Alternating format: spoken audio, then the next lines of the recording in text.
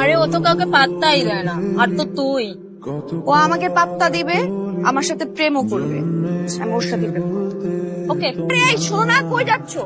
Sorry, আমি আপনাকে চিনি না। আরে তুমি যে আমাকে চেনো না, এটা তোমার ব্যর্থতা। আমরা তো একই ডিপার্টমেন্টে পড়ি। এই যে চশমা যে পড়ো, চশমা কি পাওয়ার আছে? দেখো কিছু আশেপাশে। আমার হাতটা ধরো, ধরো, নাহলে মাথা ঘুরে পড়ে যাবো রাস্তায়। ধরো, আরে ধরো হাতটা। তোমাকে আমার পছন্দ হয়েছে। এই নীল, আজকে কিন্তু তোমাকে খুব সুন্দর লাগছে। শোনো, কাজ শেষ করে আমার সাথে তুমি বাসা যাবা, আর এখন থেকে সবসময় ভার্সিটিতে আমার সাথে আসবা।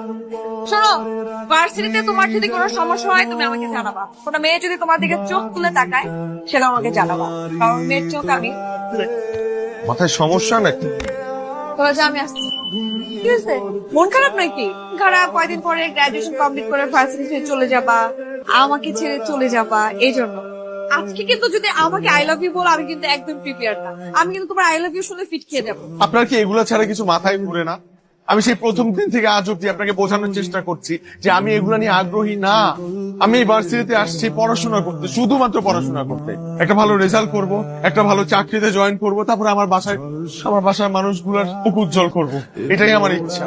তো তুমি তোমার গ্রাজুয়েশন কমপ্লিট করো, সাকসেসফুল হও, আমি ততদিন পর্যন্ত তোমার জন্য ওয়েট করি। আমার তো কেন ওয়েট করবেন আপনি আমার জন্য? আপনার আমার ফ্যামিলি স্ট্যাটাস মিলে না। আমার পরিবারের মানুষগুলো আমার দিকে তাকায় আছে।